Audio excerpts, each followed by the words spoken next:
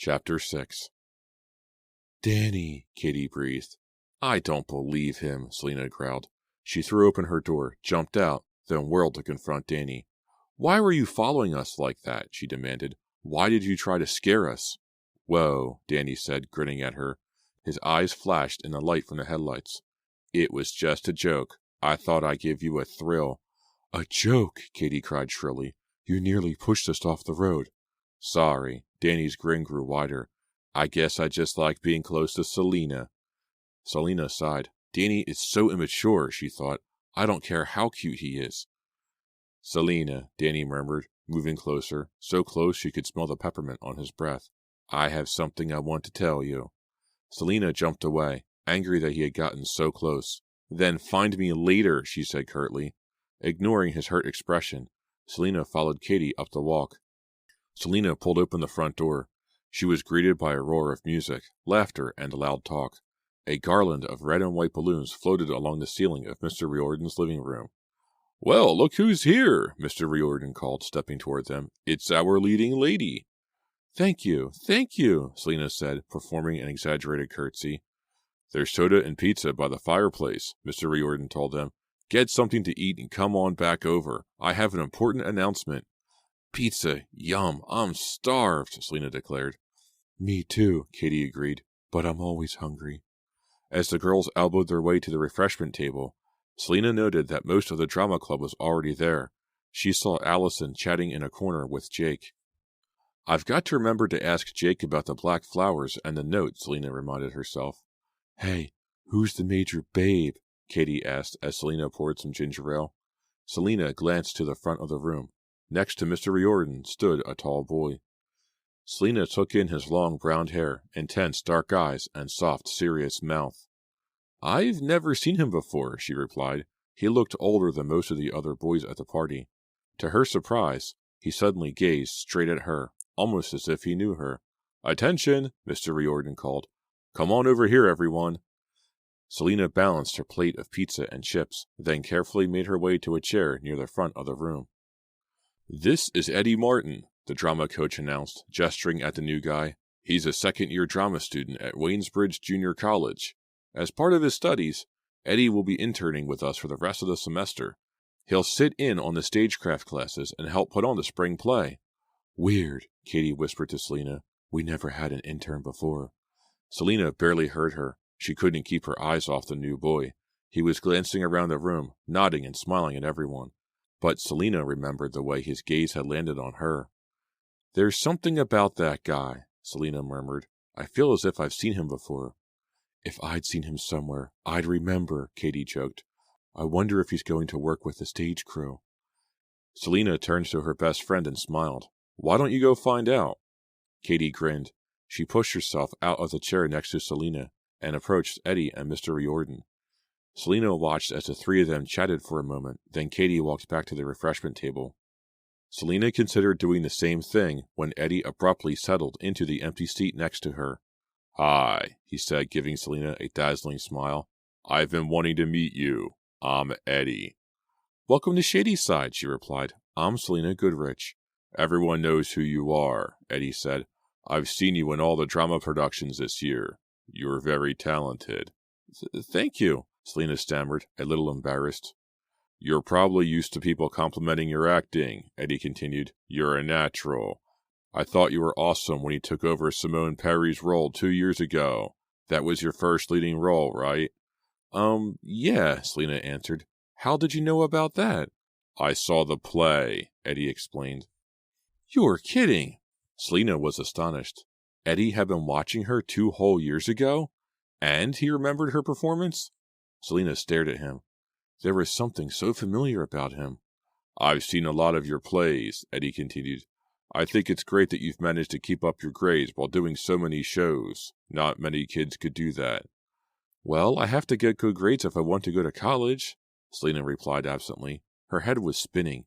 How did Eddie know about her schoolwork? "You know a lot about me," she said, trying to keep it light. Eddie gazed at her intently.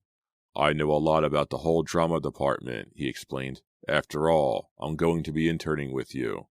For a moment, Selena didn't answer. There was something very strange about Eddie's interest in her. Selina studied his face, but saw nothing but friendliness. When do you start interning? She finally asked. I'm going to be here for the tryouts for Romeo and Juliet, he told her. He leaned closer to Selina. I can't wait to see your Juliet, he murmured. Selina couldn't think of a thing to say. Eddie continued to gaze at her, his dark eyes burning into hers. Eddie, Mr. Riordan's voice broke into Selina's thoughts. Come over here. There is someone I want you to meet. Catch you later, Eddie said, giving Selina another heart-melting smile.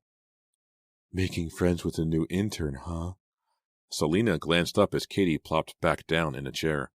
Sort of, Selina replied, still feeling a little dazed. He's really intense. And he's cute, Katie declared. Oh, really? I didn't notice, Selina joked. Her gaze fell on Jake, sitting in a corner by himself. Selina stood up. Be right back, she told Katie. She strode across the room and dropped into the space next to Jake on the sofa. Hi, buddy, she said, bouncing a little on the cushion. Hey, Moon, Jake replied lifelessly. What's wrong? Selina asked. You look sort of down. So? He snapped.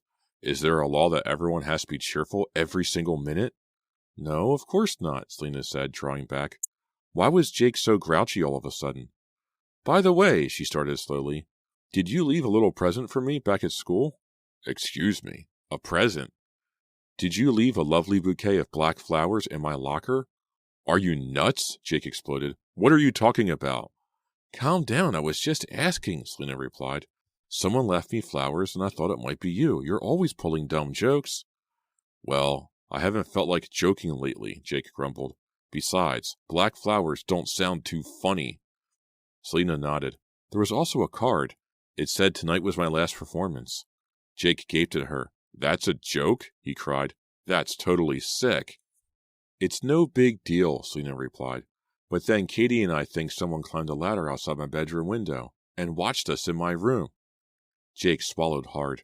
Maybe you should tell Mr. Riordan, or call the police. You know, show them the card. Selina thought about it. Maybe I will tell Mr. Riordan. She stood up and crossed the room to the teacher, who, for once, was standing alone. What's up, Selina? He asked. You look so intense. Well, there's something I want to talk to you about, she explained. I mean, it's probably nothing, but... Before Selina could continue, she heard a frantic banging at the front door, so loud it rose over the music and voices of the crowded room. Huh? She gasped and turned to the front door, along with everyone else.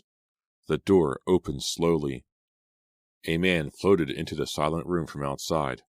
Then a familiar figure stumbled into the living room. Selina gasped in shock. Danny Morris. His once handsome face was caked with dark blood. Help me, he moaned. Selina! He staggered forward. He reached blood-soaked hands out to Selina. Then, with a groan, he fell at her feet and lay there, unmoving. Chapter 7. Selina screamed. She gazed down at the crumpled form at her feet. Danny lay in a dark pool of blood. Selina gasped for breath. Her mind whirled. She stood frozen, too horrified to move, too frightened to help him. Danny stirred and raised his head. He groaned. I'd rather die than live without you, Selina. Selina gasped again. Her whole body trembled. Was he serious? Had he hurt himself because of her? Danny, no! She cried. He sat up abruptly, pulled a handkerchief from his pocket, began wiping the blood off his face. He grinned up at her. Who's the best actor in the room? You moron! Selina shrieked. Danny tossed back his head and laughed. Come on, Selina. You didn't really think I would die for you, did I? Selina glared down at him. She knew everyone in the room was watching her. Everyone was laughing at her. Danny shook his head. Wow, Selina, you must be the biggest egomaniac on the planet. Her face burning, Selina spun away from him. She heard laughter, kids whispering to each other. Selina took a deep breath to calm herself. Very mature, Danny. She kept her voice as cold as she could. You could win the Academy Award for Best Total Jerk. That was a dumb stunt, Danny, Mr. Riordan agreed, his voice stern. You really did scare us. Danny climbed to his feet. I couldn't resist, he said. I just wanted to show everyone that I can act. Now we all know who should be Romeo. I don't know if we want you to appear in the spring play at all, Mr. Riordan said, shaking his head. That kind of behavior. It was a joke, Danny protested. We're all laughing our heads off, the teacher replied sarcastically. Let's start up the music again, okay? He turned and headed over to the CD player. Selina decided to get some fresh air. She crossed the room to the patio door. I can't believe you used to go out with that guy, said a deep voice in her ear. Startled, Selina dropped her hands from the doorknob. She turned to see Eddie's handsome face. How did you know about me and Danny? She demanded. Oh, I must have heard it from one of the other kids, Eddie replied. He gazed at her, and Selina felt tongue-tied by the intensity of his dark eyes. Mr. Riordan is signaling me again, Eddie told her. He wants me to meet everyone in a drama club. His dark eyes flashed. But I'll talk to you later, Selina. Selina watched Eddie leave. Weird, she thought. He's so intense. But I like him anyway. At least he's more mature than Danny. Danny. Selina frowned, thinking of his dumb stunt. She felt so embarrassed that she had fallen for it. Selina gazed around the room. Were kids still laughing at her? Maybe I'll just go home, she thought. She wandered over to the refreshment table. Have you seen Katie? She asked Allison. She was here a while ago, Allison replied. I think she's in the kitchen with Mr. Riordan. Selina started for the kitchen, but Allison stopped her. You are awesome in this play, Allison said, staring intently at Selina. And I know you'll probably get the part of Juliet. She stopped and took a deep breath. But I want you to know that I'm trying out too, she finished in a rush. Well, of course, Selina said, surprised. She and Allison had always had a good-natured competition for parts, and Selina expected it to continue. Why should the spring play be any different? Katie came through the kitchen into the living room. She approached the refreshment table and grabbed a handful of peanuts. What's up? She greeted Selina and Allison. I think I want to go home, Selina told her. It's getting late and I'm starting to crash. I'm always so wiped after a performance. Okay, I guess I'm ready to leave too, Katie shrugged. Just let me get my keys. I left them in my bag in the other room. I'll wait for you outside, Selina decided. She thanked Mr. Riordan for the party, then crossed to the front door. She stepped outside into the cold air. Overhead, a million stars sparkled in the black night sky. Selina felt a chill. She had the weirdest feeling, as if the stars were all eyes, a million eyes staring down at her. All of Katie's stalker talk is making me paranoid, she told herself, shaking the feeling away. She started down the path, but stopped as a shadow swept over her. A large figure stepped out of the shadows to block her way. Where are you going? Danny's husky voice demanded. Home, Selina answered coldly. She was in no mood for Danny after the trick he had pulled. Fine, Danny said, but you're going home with me. In your dreams, Selina snapped. Why would I go anywhere with you? Don't you get it? I don't want to get back together. Danny grabbed her arm roughly. Selina, he pleaded. Selina yanked her arm away. Just leave me alone, she cried. I only want to drive you home, Danny insisted, his voice rising. Hey, what's going on? Cried another voice. Selina glanced up to see Jake standing at the edge of the walk. Bud out, Danny snarled. He grabbed for Selina again. Whoa! Jake grabbed Danny's shirt and spun him around. What's your problem? Leave her alone, Jake demanded. Mind your own business, Danny growled. Selina is my friend, Jake argued. If she needs a ride, I'll take her home. Every guy I know has gone nuts, Selina decided. Danny shoved Jake with all his strength. Jake shot Selina a startled look as he stumbled back onto the brick walkway and toppled over. Oh! Selina uttered a low cry as Jake's head hit the pavement hard with a dull thunk. Jake sprawled on his back on the sidewalk. He didn't move. Chapter 8. Jake! Selina cried. Get up, Danny ordered, breathing hard as he stood over Jake's unmoving body. Get up. Jake stirred. He moaned and slowly pulled himself to his feet.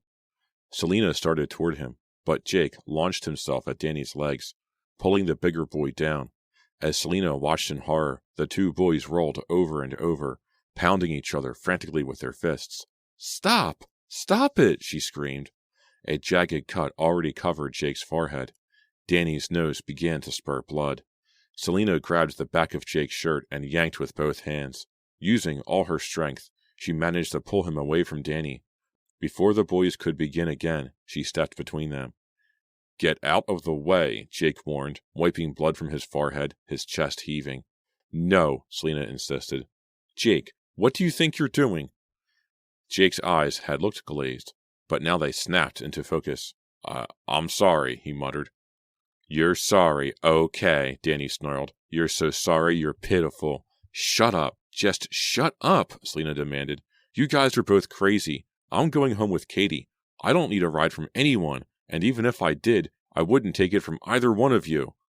Danny stared at her for a long moment, struggling to catch his breath. Then he spun around and strode back to the house. He pushed past Katie, who had just appeared on the porch.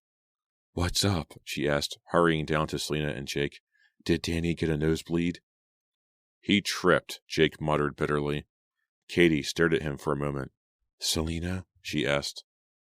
"I'll tell you in the car," Selena sighed wearily. Jake followed the girls to Katie's car. I'm sorry, Moon," he repeated. "You know I can't stand Danny." "That's no excuse." "But he's such a jerk," Jake insisted. Selena sighed. "I know." Katie unlocked the car doors, and Selena slid into the passenger seat. Jake stood holding her door. "Danny thinks he can always be the star. He thinks he'll be Romeo in the spring play," Jake said. "But he won't. I'd rather see him dead." Selena gasped and gazed up at him. He looked so pale and angry in the cold moonlight. "You don't really mean that, Jake, do you? Do you?"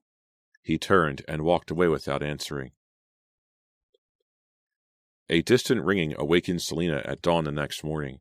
She glanced at her clock radio and saw that it was 5 a.m. It took her a moment longer to realize that the ringing came from her bedside phone. She groggily reached for it. "Hello?" she mumbled. "We were together last night," whispered a voice. "Huh?" Selena choked out. "I'm watching you," the voice whispered hoarsely. "I'm always watching you, Selena." "Hey, wait!" Selena cried. "Soon we'll be together," the voice rasped. Selena sat up straight. She was wide awake now. She gripped the phone tightly in her hand. "Who is this?" she demanded angrily. "What are you trying to do? Who is this?" She heard a click, and the line went dead. Chapter 9. Selena approached the familiar stone steps of Shadyside High. She ran up the steps, taking them two at a time, and yanked open the front door. Inside, she collapsed against the wall, feeling safe for the first time that morning. "Hi, Selena," Katie called, coming from down the hall. "It's chilly out." "Yeah," Selena agreed, shivering. "Hey," Katie cried, drawing closer. "What's wrong?" "Nothing really," Selena sighed. "It's just, I guess it's these practical jokes. I'm starting to feel nervous all the time. I heard from him again this morning." "Oh, wow," Katie exclaimed, shaking her head. "You should call the police. You really should, if there's a stalker." "There isn't any stalker, Katie," Selena insisted. "I think it's Danny. You saw how crazy he got at the party." Katie twisted her face, thinking about what Selena had said. Then she pointed. "Look, there's Danny, waiting at your locker." "Good," Selena cried. She set her face in a hard expression. Then she rushed the rest of the way down the hall and found Danny squatting by her locker. He had a scrap of paper in his hand and was trying to work it through the slats in the locker door. "More threats?" she demanded. Danny straightened up, startled. "Selena, I didn't hear you come up." "Get away from my locker," she cried, losing control. "Get away from me." "All right already," Danny snapped. "Don't blow a fuse. I just wanted to leave you a note." "Oh, great," Selena cried. "How about more dead flowers, too?" The anger left Danny's face. "Huh?" he asked. "What are you talking about?" "You know exactly what I'm talking about," she yelled. "The notes and the gross flowers and the creepy phone calls." "You've lost it," Danny exclaimed. "I've never left you a note before. I never did any of that other stuff either. I just wanted to apologize for the fight the other night." "Yeah, for sure," Selena snarled. "Let me see it." She held out her hand. "Forget it," Danny growled, snatching his note away. "I've changed my mind. I'm not sorry." He turned and stalked off. Selena watched him go, struggling to make her heart stop pounding. Was the note in his hand really an apology, she wondered, or was it another threat, signed with a sticker of the sun? What light through yonder window breaks? It is the east, and Juliet is the moon, Jake recited dramatically. He threw himself into the seat next to Selina. Juliet is the sun, she corrected him. She swatted him with her copy of the Romeo and Juliet script. Selina was glad for a chance to stop reading her lines for the audition. She had been sitting alone in the back row of the auditorium, waiting for tryouts to start. Now Jake and Katie sat on either side of her. Jake had been clowning around, but now his expression turned serious. "Have you heard from the stalker?" he asked. "Do you really think it's Danny?" Selina frowned at Katie. "I see that you've been telling Jake every little secret, every thought of mine." Katie blushed. She started to sputter an apology. "Hey, I'm a friend, right?" Jake broke in. "I have a right to know what's going on." Selina didn't want Jake to know she suspected Danny. Jake and Danny had never liked each other. The last thing Jake needed was another reason to hate Danny, especially after their fight. "I don't know," Selina replied cautiously. I think it has to be someone in drama. Who else could have put those flowers in my locker?" "You should tell Mr. Riordan," Jake said. "But he hasn't done anything," Selina protested. "Just written some notes. Besides, I need a drama scholarship. If I tell Mr. Riordan, he might not cast me in the play." "Why would Danny do such dumb stuff?" Jake asked. Selina shrugged. "He's used to getting his way, but not with me. I think he's really angry that I don't melt at his feet." "Yeah, well, nothing Danny does would surprise me," Jake muttered. "But he'll get away with it, as usual." Selina studied his face. The circles under his eyes were darker than ever. She didn't think she'd ever heard Jake sound so bitter. "Jake, is anything wrong?" "No," he snapped. We're talking about your problems, not mine," he added in a calmer voice. "Danny gives me a pain, but I think I understand where he's coming from." "Are you serious?" Katie demanded. "I just mean I know what it's like to really want something and not be able to have it." The auditorium doors flew open. Mr. Riordan entered and strode to the front of the room. Selina saw Eddie behind him. "I'm glad to see so many of you here," Mr. Riordan announced. "We'll begin by casting the major parts." He pulled a card from his pocket. "Allison Pearson and Selina Goodrich are both trying out for Juliet. Come on up to the stage. And for Romeo, we have Danny Morris and Jake Jacoby." "Jake?" Selina turned to her friend. "I didn't know you were trying out for Romeo." "Why not?" he replied, avoiding her eyes. "It's just one more thing that Danny and I both want." He stood quickly, still not looking at her, and marched up to the stage. "What's his problem?" Selina asked Katie. "Your guess is as good as mine." Katie rolled her eyes. Selina picked up her script and climbed hesitantly to her feet. "Hey, you're going to be great," Katie assured her. "Thanks," Selina murmured. She started up the aisle, but found Danny blocking her way. "Once I'm Romeo, we'll be spending a lot of time together," he said with a smirk. "I'm glad Romeo dies in the end," Selina said nastily. She hurried up to the stage before he could say more. As she passed the first row of seats, Eddie caught her eye and flashed her a thumbs up. "Hey, Selina," he called. "Break a leg." "Thanks, Eddie." She felt a fluttering in her chest. Suddenly, she wished Eddie wouldn't be watching her audition. "I want the Romeos and Juliets to practice their lines while I speak to the others," Mr. Riordan announced. Selina crossed the stage toward the wardrobe area where she liked to work on her lines. She always sat on the same bench. Sometimes she thought it gave her luck. To her surprise, someone was already sitting there. Allison was perched on Selina's bench, hunched over a copy of the script, her back propped against a heavy wooden wardrobe cabinet.